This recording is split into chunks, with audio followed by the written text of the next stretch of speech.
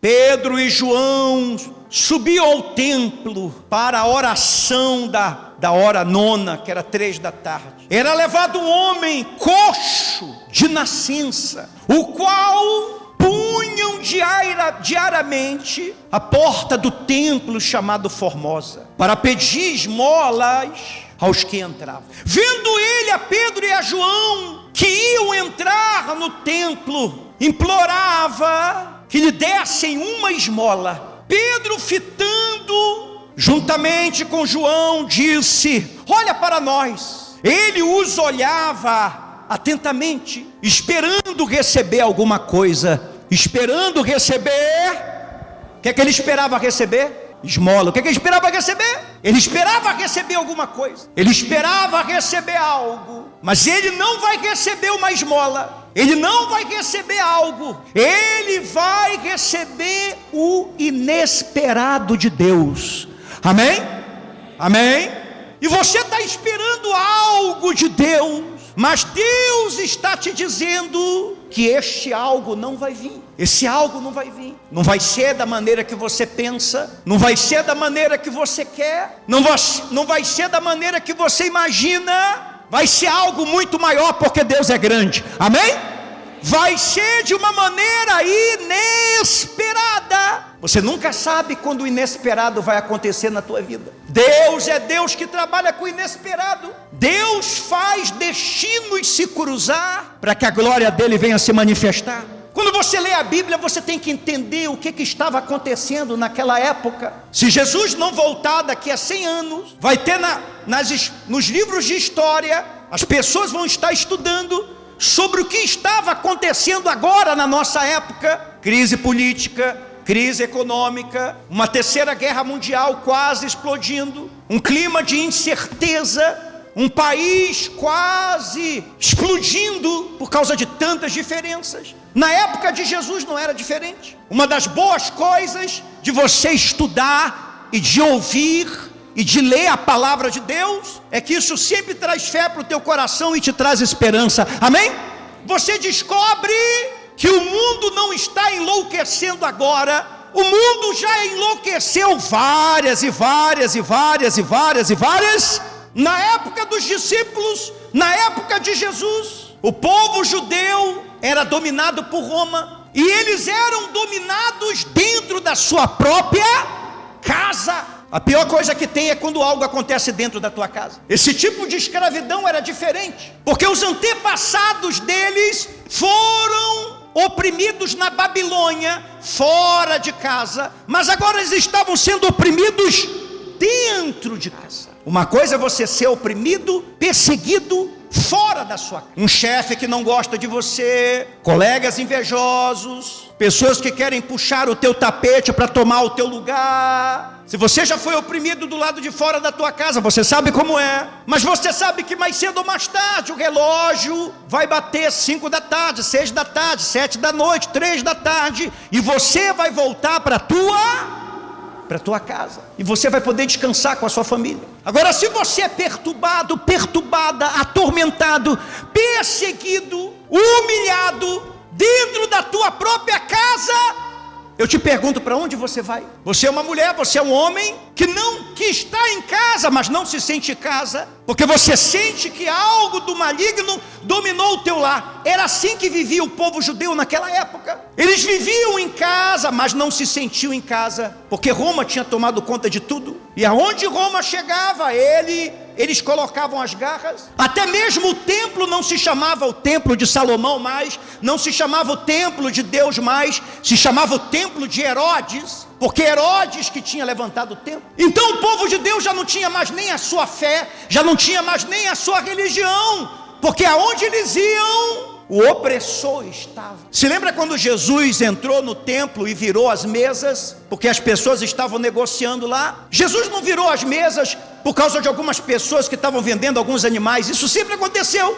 Ele virou a mesa porque até das ofertas e dízimos que as pessoas davam, uma parte tinha que ser dado para o Estado de Roma. Até a glória de Deus tinha sido usurpada. Então veio Jesus pregando, dizendo: eu sou o rei dos judeus, eu sou o rei, eu sou o Messias, eu sou o ungido, eu sou o Cristo, eu sou o enviado, eu sou aquele que os profetas profetizaram. E as pessoas começaram a seguir Jesus. Nossa, esse será o nosso Davi. Você sabe que nós temos um feriado religioso que é o Domingo de Ramos. Domingo de Ramos foi quando Jesus entrou no jumentinho em Jerusalém, e as pessoas diziam: Hosana, Hosana, Hosana, o que vem em nome do Senhor. Muitos discípulos que seguiam Jesus, muitas pessoas que seguiam Jesus, achavam que Jesus ia libertar eles da opressão. Ele ia ser o novo Davi, ele ia levantar um exército. Só que Jesus não atendeu a expectativa deles, porque Jesus não livrou eles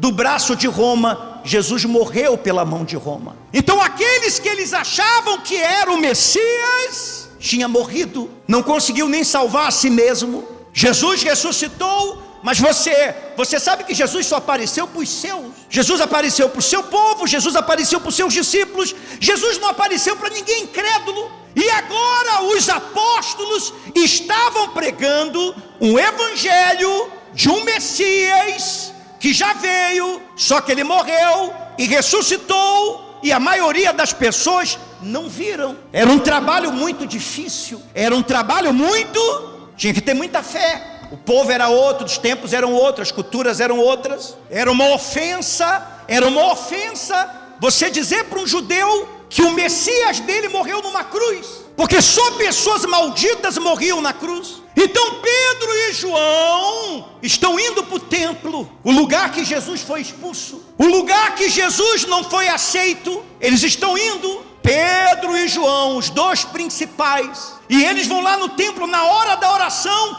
e eles vão lá falar de quem?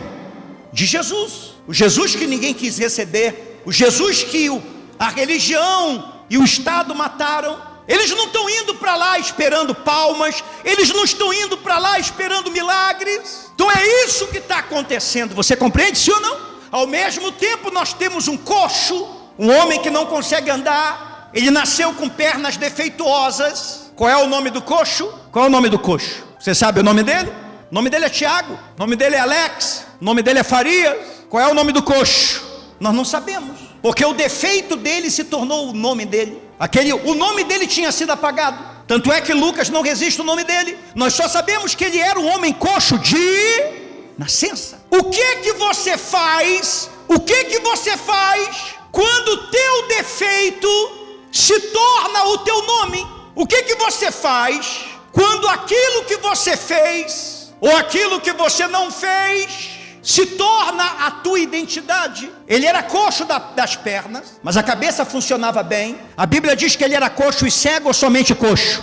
Coxo e cego ou somente coxo? Então ele era coxo, então ele enxergava bem. A Bíblia fala que ele tinha alguns problemas nos braços ou somente nas pernas? Então diga assim: a cabeça funcionava bem. Está muito fraco, diga: a cabeça funcionava bem, os olhos funcionavam bem, os braços funcionavam bem, o coração funcionava bem. Diga assim: os ouvidos funcionavam bem. Somente as pernas que não funcionavam. Mas ninguém chamava ele pelo que ele funcionava, ninguém chamava ele pelo que era perfeito nele. Todo mundo chamava ele pelo defeito. Lá vai o homem coxo. A pior coisa é quando você é chamado por um problema seu, ou por um defeito seu, ou por uma luta que você está passando.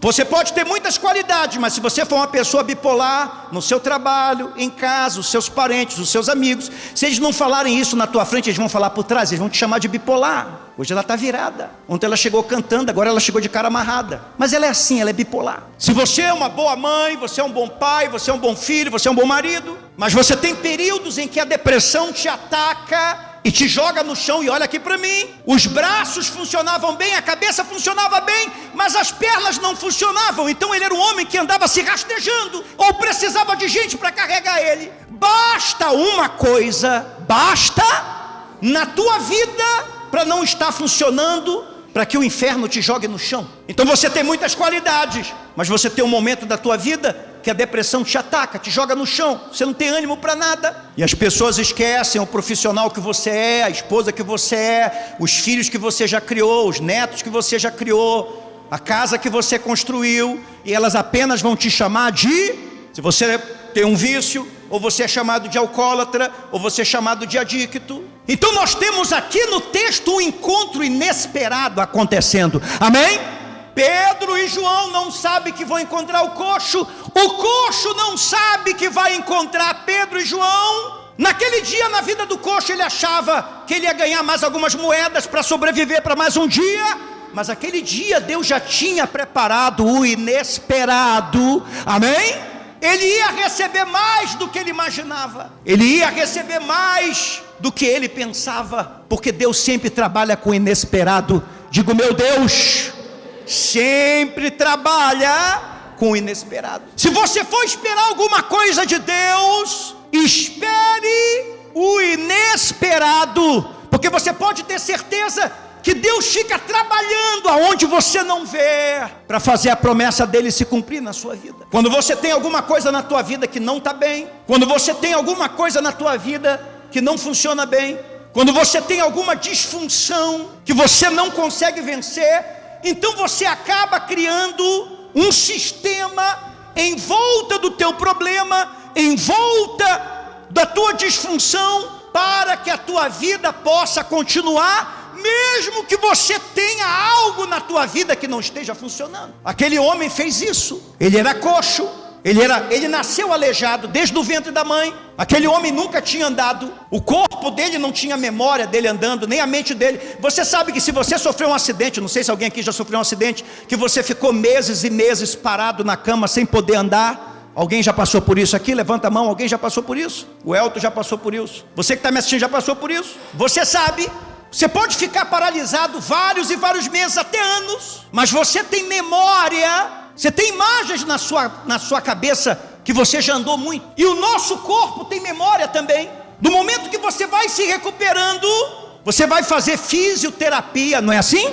E você fazendo fisioterapia, você começa a ativar a memória do teu corpo, e os teus músculos começam a crescer de novo, fica forte de novo, e você volta a andar. Mas isso nunca aconteceria com aquele homem, porque aquele homem nunca andou, ele não tinha músculos para isso. Então o que é que ele fez? Ele fez uma das coisas mais perigosas de você fazer na sua vida. Você sabe qual é uma das coisas mais perigosas de você fazer na sua vida? Aquele homem arrumou facilitadores. Ele arrumou o quê?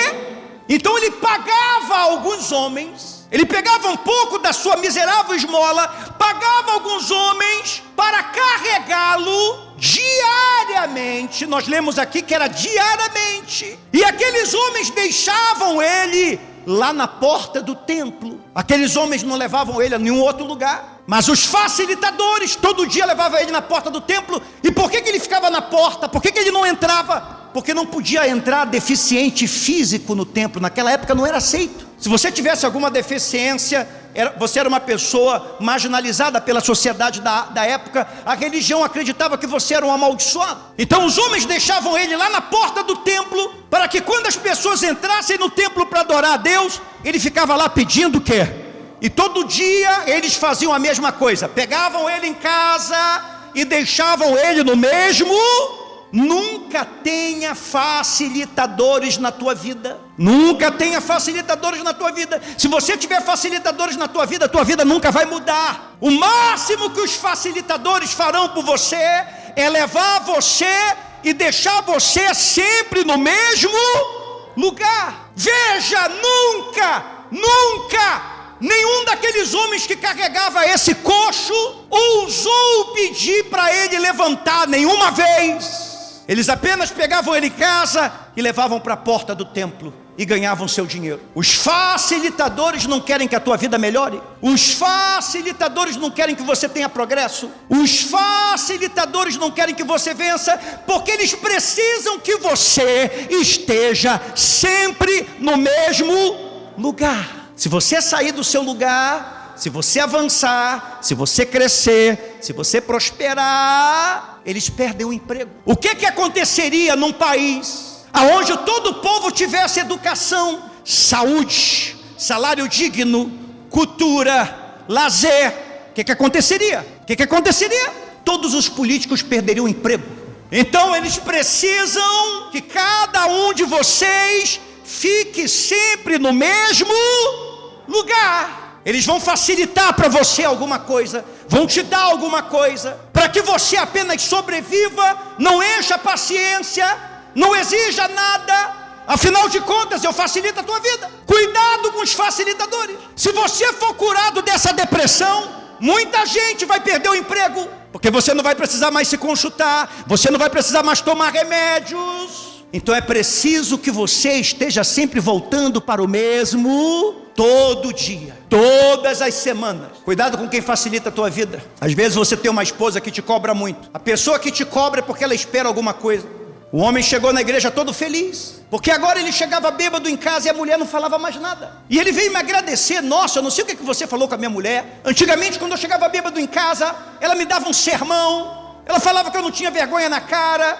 Ela falava que ela não tinha casado com um homem de verdade. Ela falava. Só que agora, eu chego bêbado em casa, vomito na sala, e a minha mulher não fala mais nada. Eu estou muito feliz. E eu falei para ele, era para ser o contrário, você deveria ficar muito triste. Você ainda não entendeu que a tua mulher não fala mais nada para você, simplesmente porque ela não espera mais nada de você. A coisa mais triste é quando alguém te dá uma cama para dormir, roupa para você comer, paga as tuas contas, e não importa o que você faça da vida, ela não te fala mais. Se o teu pai e a tua mãe não te falam mais nada, se o teu marido não te fala mais nada, se a tua esposa não te fala mais nada, ela se calou, eu quero te dar a péssima notícia que eles não esperam mais nada de você. Desistiram de você. Vão te dar comida, vão pagar tuas contas. Quando você precisar de dinheiro, eles vão dar. Porque todas as expectativas que tinham de você, você frustrou.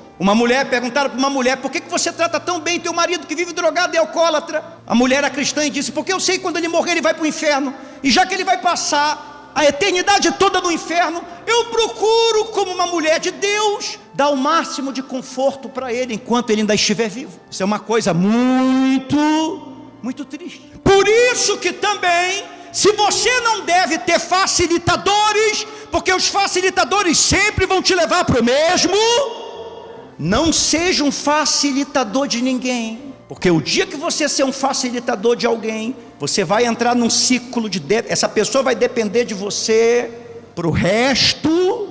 Se você é um facilitador, você deve ser uma pessoa muito cansada, estressada, porque você não tem final de semana, porque o facilitador precisa de você no final de semana. Não tem feriado para você se você tem um facilitador na tua vida. Se você facilita para alguém, não tem férias. Você trabalha de segunda a segunda, de janeiro a janeiro, porque você tem que fazer por você e por mais alguém.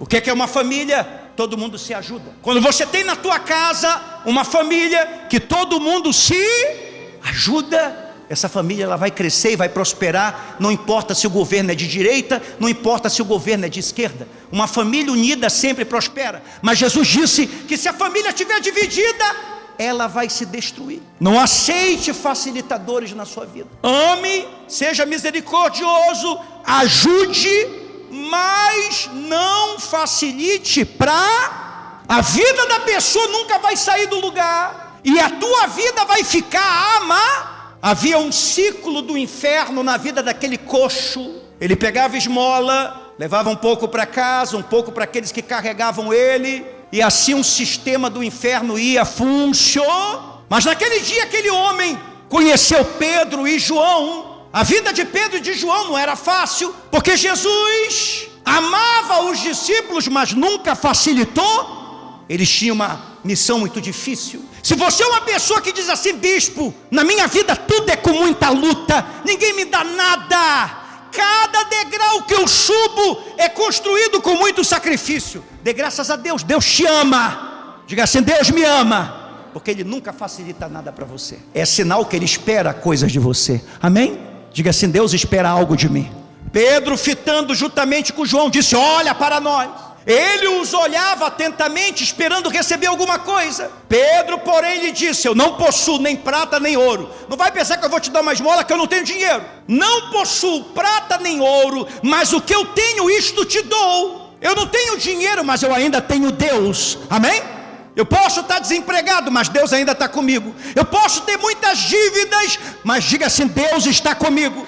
Amém? As coisas podem não estar bem, mas diga: Deus está comigo. Eu posso ter problemas na minha casa, mas diga: Deus está comigo. Algumas coisas ainda não se acertaram, diga: Deus está comigo. Não temos prata nem ouro, mas nós temos Deus. Nunca confesse fracasso, nunca se jogue para baixo. Eu estava almoçando num restaurante um dia, tem uns 12 meses. Um homem me viu, me reconheceu: nosso senhor Bispo Leno, eu lhe vejo na rede social. E ele sentou, olhou para mim e disse assim: eu sou um homem quebrado, eu fali. Eu olhei para ele e falei assim: se você não tivesse me dito, eu nunca saberia, porque eu vejo você bem vestido e você não tem a aparência de um homem que está bem. Agora eu sei que você está quebrado, eu sei que você está falido, porque você me disse. E você não está só quebrado financeiramente, você está com o coração quebrado, você está com a cabeça quebrada, você está com o espírito quebrado, tão quebrado, que você chega até uma pessoa que você só conhece da rede social e fala para ela: eu sou um homem quebrado. Pedro e João não tinham dinheiro, eles estavam mais quebrados do que aquela primeira tábua dos mandamentos que Moisés quebrou. Eles disseram: não tenho dinheiro para te dar, mas eu tenho Deus para te dar. Eles não tinham dinheiro, mas tinham unção. Eles não tinham dinheiro, mas tinham a bênção de Deus. Eles não tinham dinheiro, mas eles tinham o poder do Espírito Santo, amém? Nunca olhe para aquilo que você não tem, veja o que Deus já deu para você, amém? Não possuo nem prata nem ouro, mas o que tenho, isso te dou. Em nome de Jesus Cristo Nazareno, anda. Estou pregando para alguém aqui nessa manhã que você está muito tempo no fundo do poço, você está muito tempo no pecado, você está muito tempo com a vida amarrada, e Deus manda te dizer: em nome de Jesus, anda. Diga assim: a minha vida vai andar, a minha vida vai andar. Diga: a minha vida vai andar, amém? Em nome de Jesus, levanta e o que? Anda. Aquele homem estava muito tempo dependendo dos outros. Estava na hora das coisas mudarem. Chegou a hora das coisas mudarem na sua vida, na sua casa, amém? E tomando pela mão direita, Pedro tomou o homem pela mão, porque a mão funcionava, os pés não. Deus nunca vai usar aquilo que não funciona na tua vida. Deus vai usar aquilo que está funcionando. Se a tua fé estiver funcionando, Deus vai usar essa fé para te salvar e para te abençoar, amém? Pedro não tomou pela perna, Pedro tomou pela mão, porque o homem não tinha problema nas mãos. Nunca olhe para aquilo que está dando errado, sempre olhe para aquilo que está dando certo. Sempre tem alguma coisa que Deus está fazendo na nossa vida, amém? Os seus pés e tornozelos se firmaram. De um salto se pôs em pé e passou a andar. Veja, isso é impossível. Aquele homem não tinha músculo para andar, aquele homem não tinha força para andar, aquele homem, para voltar a andar, tinha que fazer uma longa sessão de terapia, que poderia durar dias, meses, e ele ia começar a andar bem devagar. Mas quando o poder de Deus entrou nele, diz que os tornozelos, as pernas se firmaram. O homem deu um pulo e se pôs a andar, e entrou com eles no templo. Pela primeira vez ele entrou no templo, saltando e louvando a Deus. Deus está dizendo para alguém que Ele vai acelerar o processo na tua vida, amém? Amém? Ele está dizendo: eu ainda sou Deus, eu ainda sou, e aquilo que ia demorar dias, meses, anos, todo o processo humano, eu vou te dar unção, eu vou te dar força para você vencer em nome de Jesus. E imediatamente o homem se pôs em pé. Diga assim: imediatamente o meu Deus vai me honrar. Viu todo o povo a andar e a louvar a Deus, e reconheceram ser Ele. Vai ter gente que vai te reconhecer na nova fase que Jesus vai te levar. O mesmo que esmolava, assentado à porta de Formosa no templo, e se encheram de admiração e assombro por isso que lhe acontecera. Diga: Deus é grande, e Ele está agindo na minha vida.